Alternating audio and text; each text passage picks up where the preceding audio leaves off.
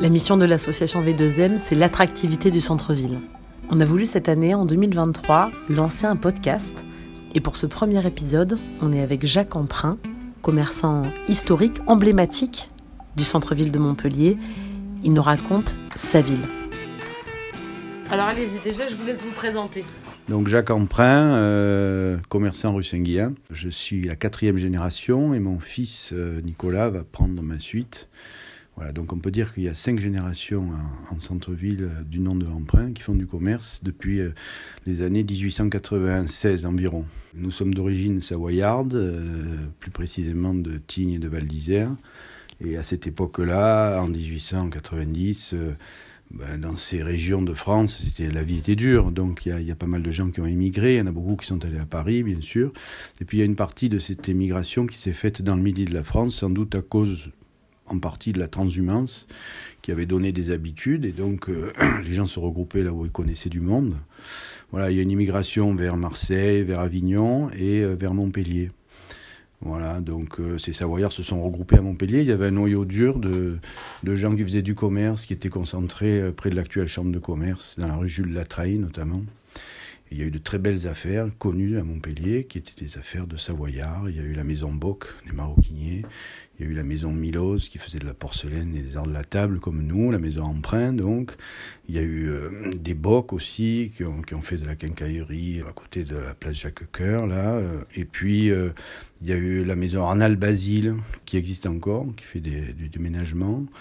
Voilà. Il y a eu des Martins aussi, qui avaient un magasin Boulard-Gelpaume. Enfin bref, il y avait un noyau de Savoyards à Montpellier. Et on en fait partie. On doit être les derniers maintenant. En fait, ils ont commencé par nettoyer les tapis des gens, l'été. Les bourgeois montpelliérains, l'été, partaient en vacances et ils laissaient leurs tapis. Il fallait que quelqu'un s'en occupe, les tape, les nettoie, etc. Ça a commencé par des petites choses comme ça, des services rendus aux gens. Et puis après, ils ont commencé à acheter, à revendre. Voilà, ils faisaient de la brosserie, ils faisaient de la vaisselle, beaucoup. Et puis après, ça a pris de l'ampleur. On est devenu même grossiste à une époque. On a été assez important, on a servi les hôpitaux à une époque, voilà. Et puis après, il y a eu dans les années 60-70 la grande époque des listes de mariage. Donc là, on a eu une période assez faste, il faut le dire. Les listes de mariage, c'était un marché très important. On vendait beaucoup de belles choses, de la porcelaine haut de gamme, de l'argenterie, du cristal, etc. Et donc voilà, ça a été une belle époque où le magasin était florissant. Voilà, après, il y a eu des temps plus difficiles, il y a eu la crise du Golfe, ça c'est national, mais bon, ça a impacté tout le monde. Et puis les mœurs ont changé, les choses ont changé. Et comme toujours, dans le commerce, il faut s'adapter en permanence. Donc on s'est adapté. Voilà, aujourd'hui, c'est le secteur de la cuisine qui fonctionne le mieux. Donc on a un magasin avec beaucoup de choix et de très beaux produits pour faire fonctionner une cuisine, que ce soit de l'électroménager, de la coutellerie, des casseroles haut de gamme, voilà. Vous êtes né là-dedans, en fait. Moi, j'ai fait des études de droit d'abord, figurez-vous. D'un certain niveau, parce que je suis monté jusqu'en DES, donc j'ai même failli être notaire. Et puis, quand on a une affaire familiale comme ça, c'est quelque chose de précieux quand même. Et donc, il se trouve que nous étions 4, c'est moi qui ai émis le souhait finalement de la reprendre. Et les études de droit que j'ai faites m'ont servi beaucoup. Le droit, c'est la vie. Et donc, ça m'a aidé dans mon métier de commerçant. Et alors, vous disiez que le commerce change, on s'adapte. Alors, qu'est-ce qui a changé entre votre arrière-grand-père et vous ? Est-ce qu'on fait du commerce différemment aujourd'hui qu'il y a 5 générations ? Je pense pas. Je pense pas, bien sûr, le monde a changé, les choses ont changé. Les techniques ont changé, oui, il y a des choses qui ont changé. Maintenant, si on n'est pas visible sur Internet, par exemple, c'est pas bon. Voilà, il faut s'adapter au monde dans lequel on est. Mais l'acte de commerce lui-même, c'est toujours le même. C'est un acte d'abord humain, c'est-à-dire qu'avant d'être un échange de valeurs, de marchandises, je le crois profondément, c'est une relation humaine. Et c'est ce qui en fait l'intérêt, d'ailleurs. Voilà. C'est quoi comme relation humaine, du coup ? Qu'est-ce qu'on vient chercher dans un commerce ? On vient chercher un discours. On vient chercher des arguments, on vient chercher de la qualité, on vient se réconforter, on vient se rassurer, on vient faire tellement de choses. Il y a des gens qui passent des heures à discuter, à nous raconter leur vie. On est presque devenus des psychiatres avec certaines personnes. Pas avec tout le monde, loin de là, mais bon, c'est étonnant de voir à quel point les gens ont besoin d'échanger, ont besoin d'être rassurés dans leur acte d'achat. Renseignés, oui, mais aussi rassurés, je crois. Comment vous voyez l'évolution de Montpellier depuis toujours? Vous êtes né ici, du coup, vous? Moi, je suis né ici. J'ai habité la moitié de ma vie au-dessus du magasin. Maintenant, j'habite un peu plus loin, au cours Gambetta, c'est-à-dire à 150 mètres. Donc, en fait, je connais assez bien, je crois, le centre-ville. J'ai vu l'évolution de la ville, l'évolution du centre-ville. Et ce qui est intéressant, c'est la ville. La ville est quelque chose de passionnant, je trouve. C'est un endroit où tout le monde se regroupe pour des tas de raisons, depuis très longtemps. Et on pourrait remonter, moi je suis peut-être pas assez cultivé pour en parler, mais enfin quand même, je sais que quelque part, je peux dire, sans crainte, que la démocratie dans laquelle on est aujourd'hui, c'est faite dans les villes de la fin du Moyen-Âge et de la Renaissance. Et le commerce a joué un rôle important, pas que le commerce bien sûr, mais les gens ont pris conscience de ce qu'il représentait et de la force qu'il représentait par rapport au pouvoir féodal, je crois, et grâce au regroupement qu'ils avaient effectué dans les villes. Donc les villes ont un rôle majeur dans ce qu'on est aujourd'hui. C'est pour ça que quand on touche à la ville ou quand on abîme la ville, ça peut être assez grave, voire dangereux pour l'évolution de la société. Ça a toujours été un endroit de partage, de cohabitation. C'est quelque chose qui doit rester divers, riche. J'aimerais que la ville reste un endroit où tout le monde se croise, où tout le monde cohabite. Alors bien sûr, il y a toujours eu des quartiers bourgeois, des quartiers qui l'étaient moins, des quartiers plus populaires, etc. Mais la ville, c'est l'endroit où quand même tout le monde se côtoie, où tout le monde vit ensemble, où tout le monde échange, que ce soit des services ou des marchandises, ou tout simplement de l'information, voire des idées. Voilà. C'est un endroit d'une mixité incroyable, la ville. Et ça, pour que ça reste comme ça, il y a beaucoup de facteurs auxquels il faut veiller. Voilà. Quand on prend des décisions très fortes, notamment sur l'accessibilité par exemple, on ne se rend pas compte qu'on transforme la ville. Alors en quoi la ville est transformée aujourd'hui ? Pour moi, elle est moins un territoire de mixité et moins un territoire d'échange. Elle est devenue beaucoup plus, me semble-t-il, un espace ludique où on vient se détendre, où on boit un verre, voire où on se retrouve le soir, au détriment d'autres activités qui sont essentielles. Je suis persuadé que le commerce s'est beaucoup affaibli, beaucoup. Il y a toujours des commerces, bien sûr, mais c'est plus les mêmes. Si je prends le jeu de paume, par exemple, le jeu de paume, moi je l'ai connu il y a 20 ou 30 ans, était d'une richesse commerciale incroyable. Incroyable, une densité commerciale inouïe, avec des magasins qui faisaient des chiffres d'affaires sûrement très importants.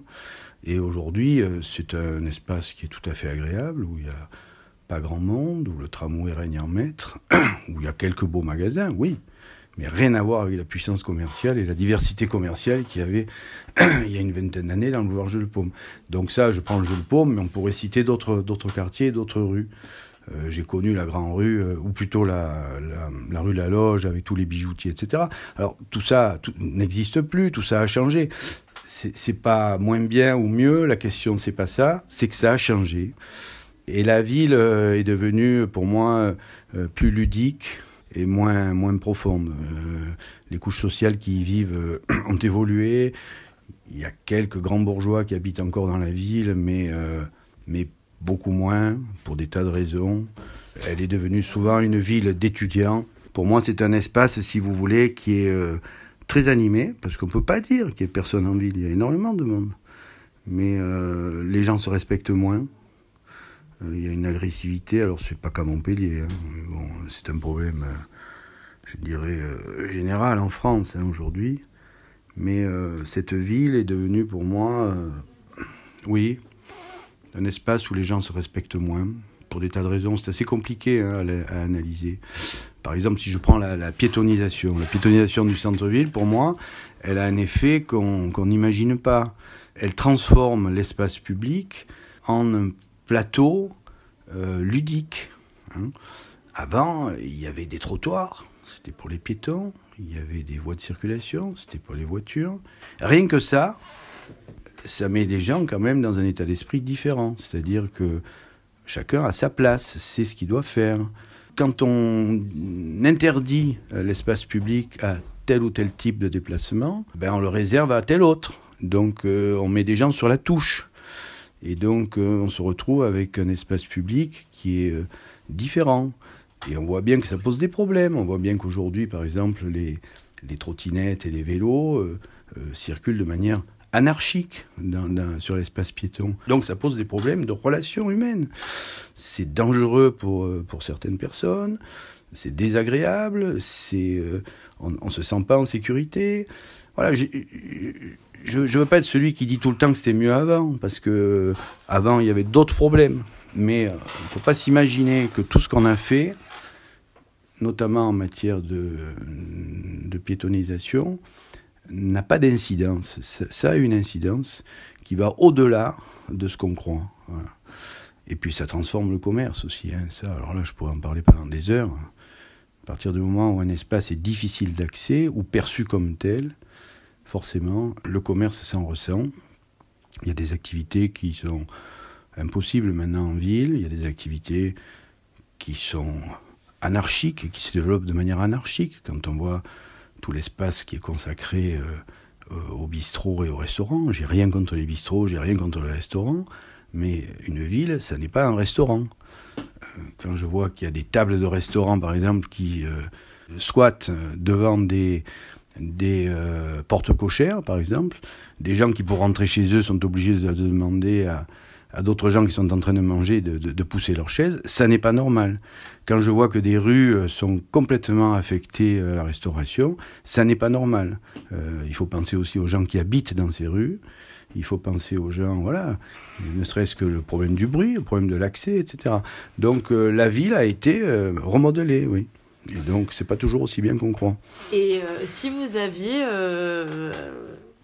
quelque chose à faire, on vous dit tiens monsieur Emprunt, là vous avez une carte blanche en centre-ville de Montpellier, vous pouvez faire ce que vous voulez. Qu'est-ce que vous décideriez de faire? La première chose que je fais, je supprime radicalement l'appellation centre historique. L'appellation centre historique pour moi est perverse. Un centre dans une ville européenne est forcément historique. Tous les centres-villes sont des centres historiques. Donc l'appellation centre historique est réductrice. Elle ramène le centre à ce qu'il n'est pas seulement.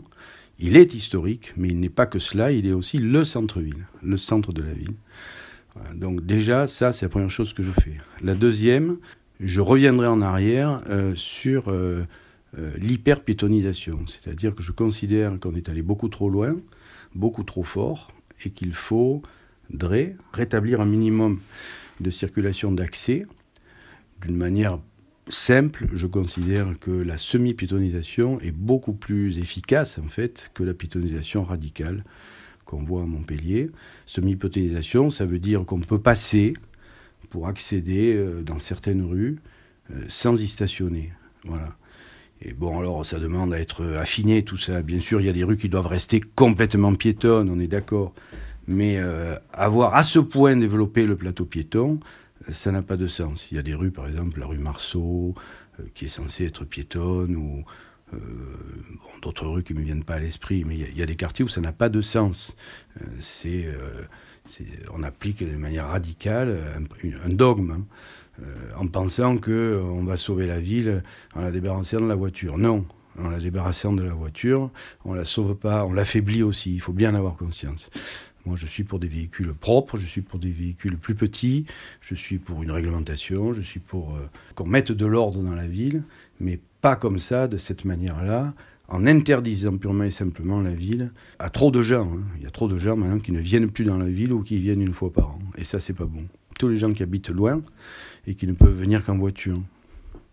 Il ne faut pas croire que tout le monde montera dans un tramway. Bien sûr, le tramway, c'est bien. Regardez Paris, il y a un maillage de transport en commun avec un métro, c'est extraordinaire comme efficacité. Pour autant, il y a toujours une circulation en surface. Alors certes, la mairie est en train de la réduire, certes, il y a des excès. Quand on voit la saturation de certains boulevards le soir, c'est insupportable, je suis d'accord. Pour autant, tout piétoniser, c'est extrêmement dangereux. Voilà, il y a beaucoup de gens qui ne viendront pas de l'extérieur, qui poseront pas leur voiture à 3 km du centre-ville, qui monteront pas dans le tramway, donc qui vont ailleurs tout simplement, qui viennent plus en ville. Et ça, c'est pas bon. La ville doit rester accessible. Moi, je suis pour la mixité. Je pense que tout le monde doit pouvoir se retrouver dans la ville. Et là, on en a fait un théâtre un petit peu. Il y a un côté artificiel. Et alors du coup, vous avez un commerce très concret, très ancré dans la réalité. Donc si le commerce y tourne, c'est bien que quand même, Comment vous faites pour tourner si nous, on est condamnés. Vous savez, quand on est commerçant, on n'est pas les seuls, hein, mais en fait, quand on est commerçant, il n'y a personne qui vous aide à la fin du mois. Hein. Il faut remplir le tiroir caisse pour pouvoir payer la banque, les fournisseurs. Donc personne ne nous aide, donc on s'adapte. Et on s'est adapté. On fonctionne de plus en plus, si vous voulez, avec les gens de la ville, c'est-à-dire les gens qui habitent dans la ville. Tout à l'heure, je disais que la ville est devenue une ville d'étudiants. Bon, c'est rapide, hein, et c'est pas exact, mais la proportion des étudiants est considérable. Alors, les étudiants sont des gens très sympathiques. Moi, j'ai été étudiant. Mais voilà, c'est des gens qui ne sont pas très argentés, donc ça veut dire que s'il n'y a que des étudiants, il y a certains commerces qui vont péricliter. Donc il faut une mixité, il faut que tout le monde puisse fonctionner dans la ville. Moi, je fonctionne sur l'idée que les gens de la ville, hein, je répète, donc je suis devenu un commerce de proximité. Alors ça va vous faire bondir. On parle toujours de commerce de proximité, et je vous dis que je suis devenu un commerce de proximité, alors que vous pensiez sans doute que bien sûr, j'étais évidemment un commerce de proximité. Mais non, nous n'étions pas, dans la ville que j'ai connue, il y a 30-40 ans, nous n'étions pas des commerces de proximité, nous étions des commerces de destination. C'est-à-dire que ce qui faisait la richesse du centre-ville de Montpellier, c'est qu'il contenait en lui-même des commerces de destination. Les gens faisaient beaucoup de kilomètres de l'extérieur pour venir dans la ville trouver ce qu'ils ne trouvaient pas à l'extérieur. Aujourd'hui, d'abord parce que la vie a changé, il y a un côté contre lequel on ne peut rien. Mais les zones commerciales, finalement, qui se sont développées autour de Montpellier, comme autour de toutes les villes de France d'ailleurs, sont des zones, en fait, qui sont bâties pour la voiture. Donc, on condamne la voiture dans la ville, mais en fait, on fait autour de la ville tout ce qu'il faut pour la voiture, et donc on condamne la voiture au centre-ville, mais la pollution, elle est autour. Hein. Je ne suis pas sûr que le vent fasse la distinction entre le centre-ville et la périphérie. Je pense que les milliers, les dizaines de milliers de voitures qui tournent toute la journée autour de Montpellier, soit pour la circulation quotidienne, soit pour aller se servir dans la grande distribution ou dans les zones commerciales extérieures, je pense que le vent ne fait pas de distinction, et je pense que la pollution, de toute façon, elle se balade d'un secteur à l'autre. Donc je suis un peu amusé de cette espèce de culte, de doctrine anti-voiture, alors qu'en réalité, tout le monde fonctionne à la bagnole, qu'on le veuille ou non. Il suffit d'aller se poster sur un carrefour un peu à l'extérieur, et on voit vite que les gens se déplacent en voiture. Encore. On peut être contre la circulation de transit, on peut comprendre qu'aujourd'hui, il n'est pas souhaitable de traverser le cœur de la ville quand on va du nord au sud ou de l'est à l'ouest. Bon, et qu'il faille la contourner. Encore faut-il qu'il y ait des axes de contournement, hein, ce qui n'est pas tout à fait le cas à Montpellier. En tout cas, c'est pas bien organisé. Mais dans l'hypothèse où on veut avoir une politique anti-transit, on doit avoir parallèlement une politique favorable à l'accès. Hein, c'est pas une raison pour en supprimant le transit, supprimer aussi l'accès. L'accessibilité doit être maintenue à tout prix, voire améliorée. Et je pense que une politique intelligente aurait été de dire on ne traverse plus, mais par contre, vous qui arrivez du nord, venez vous installer là, venez vous garer là, à Pito, venez vous garer à Gambetta. Vous qui arrivez de l'est ou du sud, venez vous garer sous le Polygone, venez vous garer sur la place de la Comédie. On pourrait sécuriser les parkings, on pourrait les rendre beaucoup plus agréables, on pourrait les rendre beaucoup moins chers, on pourrait améliorer la rotation du stationnement en rendant les premières heures quasiment gratuites et en dissuadant les gens d'y rester pendant des heures et des heures et des heures. Voilà, il y a toute une politique d'accessibilité qui est repoussée, hein, purement et simplement, voire qui n'est absolument pas souhaitée par la municipalité, qui en réalité voudrait que tout le monde se déplace en transport en commun uniquement et en vélo. Et ça marche pas. On ne fait pas vivre une ville comme ça. Moi, j'ai dit que la ville, c'était le commerce, et j'assume, la ville, c'est le commerce, mais pas seulement. C'est aussi, par exemple, le spectacle, et notamment le cinéma. Et avant, alors, toujours j'ai ce discours de dire avant, mais bon, oui, avant, on allait en ville pour sortir, pour aller au cinéma, pour aller au restaurant. Et aujourd'hui, on a sorti aussi les cinémas du centre-ville, ou en tout cas, il y en a beaucoup moins qu'avant. Et l'offre cinéma, on l'a à l'extérieur. Il y a plein de gens qui vont au cinéma maintenant, à Odysseum. Alors tant mieux, très bien, parfait. Mais ça aussi, ça affaiblit la ville, incontestablement. On a sorti du samedi soir ou du vendredi soir, cinéma-resto, maintenant, elle est réduite. Je sais pas, moi je suis désolé, mais bon... Voilà un exemple même d'affaiblissement de la ville. La ville, c'est un endroit où il y a tout. Le commerce, le spectacle, les services, les administrations. À partir du moment où vous commencez à en enlever un petit peu, à l'époque, il y a eu le débat de la fac de droit aussi à Montpellier. On a voulu déplacer toutes les facs, etc. Montpellier est une ville universitaire. Certes, on ne pouvait pas avoir gardé toutes les facs au centre-ville comme c'était le cas il y a 50 ans. Mais de là à tout enlever, il y avait un pas qu'il ne fallait pas franchir. Alors, Dieu merci, il y a des gens qui se sont battus. Dieu merci, on a réussi à maintenir une activité étudiante en centre-ville, notamment la faculté de droit. Dieu merci, mais ce n'était pas à gagner. Quand on va à l'étranger, vous allez à l'étranger, vous faites un voyage, où que vous alliez, vous allez où ? Vous n'allez pas voir les centres commerciaux, ou en tout cas, ce n'est pas la première chose que vous allez voir. Vous allez voir la ville, le centre de la ville dans laquelle vous arrivez. Vous arrivez à Rome, vous allez au centre de Rome. Vous allez à Kuala Lumpur, vous allez au centre de Kuala Lumpur. Vous allez à, je ne sais pas où, à Mexico, vous allez au centre de Mexico, etc. Le centre, c'est l'endroit incontestable, c'est l'endroit qui attire, etc. Si vous voulez que ce soit authentique, et si vous voulez que ça ait de l'intérêt, il faut y trouver non seulement de beaux immeubles, etc., mais il faut y trouver aussi des commerces. Des vrais commerces, pas que des boutiques où on vend des trucs chinois. Si la ville n'est que touristique, si elle n'est que... ça n'a plus beaucoup de sens, ça ne m'intéresse pas. Vous savez, je prends souvent l'exemple, je prends les Baux-de-Provence, par exemple. Les Baux-de-Provence, c'est magnifique, mais c'est un espace qui n'a plus d'âme. C'est fini, c'est devenu un territoire de touristes, c'est tout. Des boutiquettes pour les touristes, etc. Mais le vieux village provençal où il est. Ça c'est pareil à Montpellier. J'aimerais que Montpellier reste authentiquement vivante.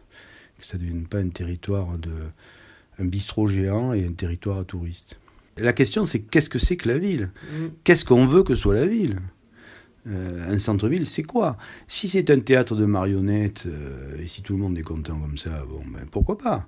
Mais moi, personnellement, qui suis né dans le centre-ville de Montpellier, qui y ai passé toute ma vie, pour moi, une ville, ça n'est pas ça. Une ville, je le répète, je le redis, je le martèle, c'est une mixité sociale, c'est une mixité d'activités. On doit pouvoir y trouver des étudiants, mais on doit aussi pouvoir y trouver des bourgeois. Et puis on doit pouvoir aussi y trouver des gens plus modestes qui font fonctionner la machine. Et puis on doit pouvoir y trouver des commerces de luxe, mais aussi des commerces accessibles à tout le monde. Voilà, on doit pouvoir y trouver des médecins, on doit y pouvoir trouver des services, on doit pouvoir y trouver des administrations, on doit y trouver la poste et la préfecture et la mairie, tout ça. La mairie, par exemple, à Montpellier, est sortie du centre-ville. Pour moi, c'est un crime. Je le dis comme je le pense. Je connais pas, je serais intéressé qu'on fasse une recherche là-dessus. Quelles sont les villes qui ont osé à ce point déplacer la mairie ? La mairie, c'est la case d'Abrara-Coursix dans le village gaulois. C'est la case centrale. Donc ça doit rester au cœur de la ville. À Paris, l'hôtel de ville, que je sache, il est en plein cœur de Paris. À Lyon, pareil. Il n'y a pas une ville en France où on a osé déplacer la mairie à ce point. Je crois qu'on est un cas unique. Donc ça donne l'esprit. Montpellier est une ville, je dirais, libertaire. On est allé très loin dans le viol, je n'hésite pas à utiliser le terme, de la ville. Voilà. C'est de l'irrespect d'avoir fait ça. Donc je déplore ça. Je peux comprendre, il y a une logique. On crée une nouvelle centralité urbaine. Georges Frêche rêvait de créer une nouvelle centralité urbaine. Pour moi, ça me choque terriblement. Si on prend l'exemple parisien, par exemple, on a voulu donner un axe de sortie de Paris. C'est-à-dire que les Champs-Élysées sont alignés avec l'avenue de la Grande Armée, plus loin l'avenue de Neuilly, tout ça, ça part sur la Défense, et la porte de la Défense est une invitation à sortir de Paris, etc. Donc il y a une logique d'expansion de la ville, mais c'est une logique qui respecte le centre de Paris, c'est-à-dire qu'on n'a pas touché à l'hôtel de ville, Et on n'est pas allé déplacer l'hôtel de ville à la Défense, par exemple. Alors qu'à Montpellier, on a osé prendre l'hôtel de ville et aller le mettre à l'extérieur. Voilà. Donc ça, pour moi, c'est un crime. Le centre-ville, c'est l'endroit qui appartient à tout le monde. Il n'appartient pas aux piétons seulement. On doit pouvoir y vivre, on doit pouvoir y habiter, on doit pouvoir dormir le soir, on doit aussi pouvoir faire la fête. Moi, j'aime bien quand on prend des mesures intelligentes. Je ne veux pas seulement critiquer. Je remarque que la municipalité a quand même eu l'intelligence, parce qu'elle n'avait pas trop le choix non plus, hein, de respecter le sommeil des habitants de la ville, en interdisant par exemple la musique le soir, parce qu'à une époque, sur la place Jean Jaurès ou la Comédie, c'était impossible, c'était infernal, c'était pas possible. Bon, ils ont fini par comprendre, on a pris des arrêtés, des machins qui font que bon, voilà, ce qui est beau dans la ville, c'est ça. Oui, une ville du Sud, oui, des restos où on s'amuse le soir, oui, bien sûr. Mais il y a un moment où il faut comprendre qu'il y a des gens qui dorment, qu'il y a des gens qui habitent. Et ces gens qui dorment, ces gens qui habitent, ils font la ville aussi. Il n'y a pas que des étudiants, il n'y a pas que des fêtards, il y a aussi des gens qui vivent. Et ça, c'est vital, c'est capital. Une ville, c'est un partage. C'est ça qui fait l'intérêt et la richesse de la ville. C'est un endroit où on cohabite tous. L'urbanisme, finalement, va conduire à une ville éclatée, en villes du quart d'heure, qui seront forcément multiples. Il n'y aura plus cette notion de centralité, d'endroit où on se retrouve tous.